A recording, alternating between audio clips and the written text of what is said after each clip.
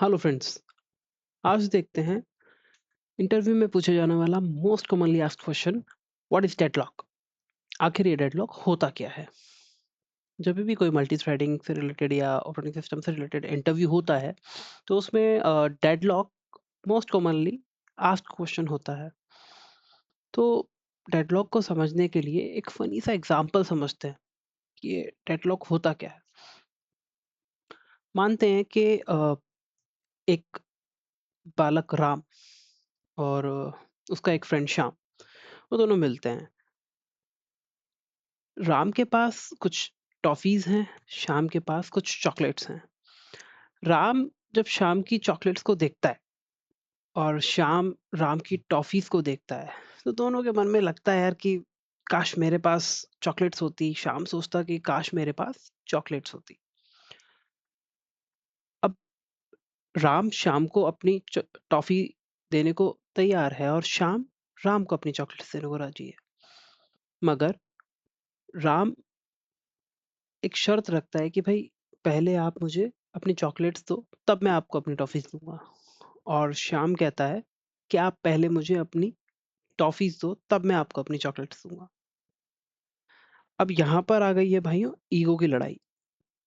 ना राम अपनी टॉफ़ीज़ छोड़ने को तैयार है पहले, ना श्याम अपनी चॉकलेट्स पहले छोड़ने को तैयार है। इसी सिचुएशन को कहा जाता है डेडलॉक।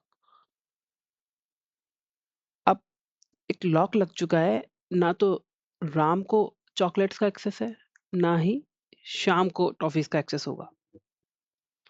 इसी सिचुएशन को हम कहते हैं डेडलॉक। अब इस एग्जांपल के बाद इसको थोड़ा-सा टेक्निकल टर्म में समझते हैं। मानो राम की जगह एक थ्रेड है T1 और श्याम की जगह एक थ्रेड है T2। मानो 2 प्रोसेस हैं, T1 और T2 थ्रेड मान सकते हो, T1 T2। T1 थ्रेड के पास एक रिसोर्स R1 अवेलेबल है और T2 के पास एक रिसोर्स R2 अवेलेबल है।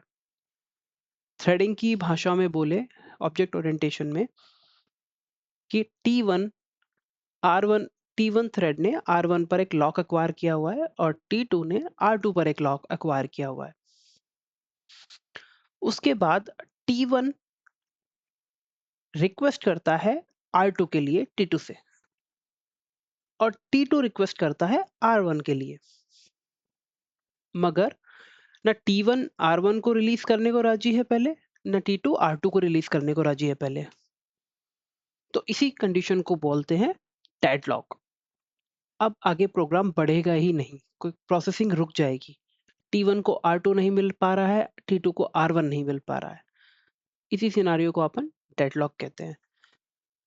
अब अपन ने समझा इसको कि डेडलॉक होता क्या है। अब इसकी डेफिनेशन के थ्रू अपन देखते हैं कि ये डेडलॉक जो है इसकी डेफिनेशन क्या होती है। अब इसको समझेंगे तो ये बहुत आसान रहेगा समझने में। तो deadlock is a situation where two or more processes, या कहें तो दो या दो से ज्यादा थ्रेड्स या processes are unable to proceed, आगे काम नहीं कर पा रहे हैं because they are waiting for each other to release a resource. वो एक दूसरे पर डिपेंडेंट है कि रिसोर्स को रिलीज करे। इसका मतलब T1 T2 पे डिपेंडेंट है कि R2 को रिलीज करे और T2 T1 पर डिपेंडेंट है कि वो R1 को पहले रिलीज करे।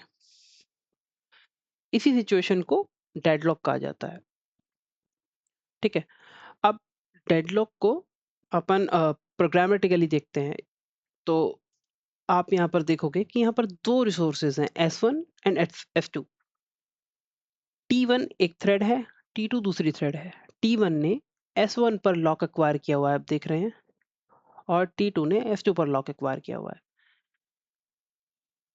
T1 ने जब S1 पर लॉक एक्वायर किया हुआ है, उसके बाद ये 100 मिलीसेकंड्स के लिए स्लीप हुआ। उसके बाद ये तुरंत S2 के लिए लॉक एक्वायर करना चाह रहा है। It is requesting for S2। तो T1 S2 पर रिक्वेस्ट कर रहा है, S1 का लॉक ऑलरेडी एक्वायर्ड है इसका। T2 S1 के लिए रिक्वेस्ट कर रहा है जबकि उसका S2 पर लॉक एक्वायर है। ठीक है। तो आप देखोगे T1 ने ऑलरेडी S1 पर लॉक एक्वायर किया हुआ है, T2 ने ऑलरेडी S2 पर लॉक एक्वायर किया हुआ है। मगर T1 S2 के लिए रिक्वेस्ट कर रहा है जिस पर ऑलरेडी लॉक एक्वायर किया हुआ है T2 ने, और T2 S1 के लिए रिक्वेस्ट कर रहा है, जबकि इस पर ऑलरेडी लॉक एक्वायर किया हुआ है T1 ने। तो इसी सिचुएशन को डेडलॉक कहते हैं। इस प्रोग्राम को जब आप रन करोगे तो ये प्रोग्राम आगे बढ़ेगा ही नहीं और एक डेडलॉक की सिचुएशन अकर होगी। सिंपल कोड है। T1 और T2 को बाद में अपन ने स्टार्ट किया, जैसे स्टार्ट होती है दोनों थ्रेड वैसे ही वो लॉक एक्वायर करने की कोशिश करेंगी T1 S2 के लिए और T2 यहाँ पर S1 के लिए। तो एक डेडलॉक की सिचुएशन अगर होती है, तो इसे ही डेडलॉक कहा जाता है। अगर आप चाहते हैं कि डेडलॉक से बाहर निकलने के क्या रास्ते हो सकते हैं, क्या-क्या पॉसिबिलिटीज़ हैं, क्या सिचुएशंस है, क्या-क्या हमें ध्यान रखना चाहिए कोड लिखते वक़्त, तो उस पर एक मैं सेपरेट वीडियो बना सकता हूँ। आप कमेंट सेक्शन में मुझे लिख कर बताइए। Thank you.